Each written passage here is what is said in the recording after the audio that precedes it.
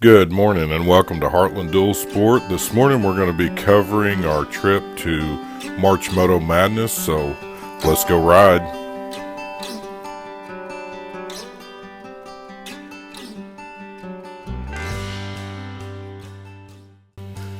Good morning and thanks for tuning in to Heartland Dual Sport. This morning we're going to be doing a real quick video. It's basically our trip to March Moto Madness, and we actually took 2 days to get there. And this trip is something that we've been looking forward to since January.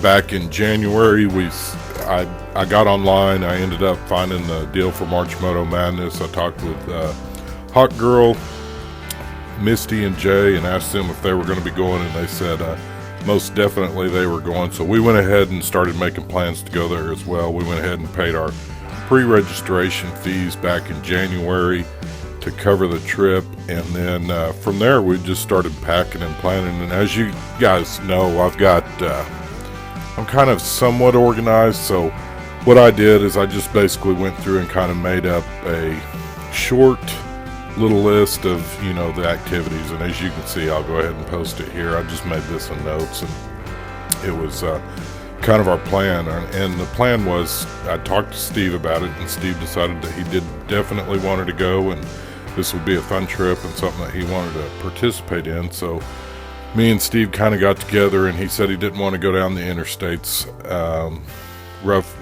We wanted to mainly take back roads and stuff like that, and or smaller highways, and try to stay off the interstates. So our goals were essentially to start. We would have left Wednesday because we knew it was going to take us a couple of days to get there.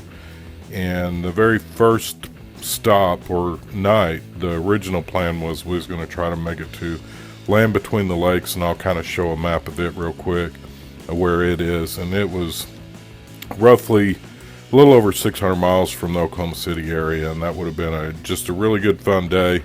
Unfortunately, we ran into some rain and that type of stuff. We also wanted this trip not to be a rush per se. So what we were going to do is, if you've seen something on the old back roads, we were going to stop and take pictures. And as you can see here, we did stop and take a few pictures. Here's a picture of us at, this is actually a focal point on Route 66. And I'll cover this in more detail when Angie and I go back up there to visit this and that ghost town of picture. We will definitely be posting a video of that up later, and as well as this well. But anyways, we about every 100 miles we'd stop,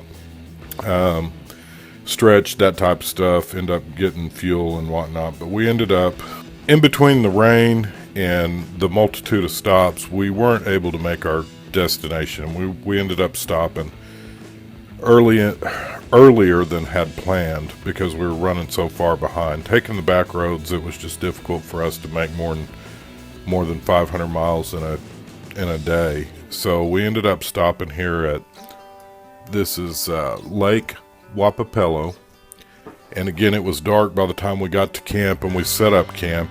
And then before we could get up camp, we actually had some thieves come in the middle of the night. And if you hang on, I actually got a picture of one of them right here.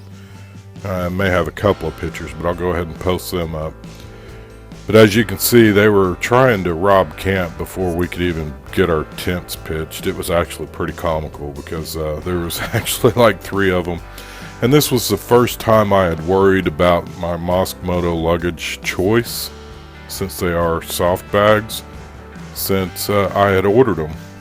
Hadn't really factored in wildlife trying to tear your stuff apart to get into your bags. I didn't have any food packed or anything like that. I wasn't extremely worried about it, but it did cross my mind as I was laying there going to sleep. But thankfully, they didn't tear up any of my gear or anything like that. And then, as you can see, this video right here, we're actually packing up and leaving, and we're going to be heading out. So be sure to check out day 2 of our trip to March Moto Madness. And as always, we appreciate your likes, comments, and subscribes, and may each and every one of you have a blessed week.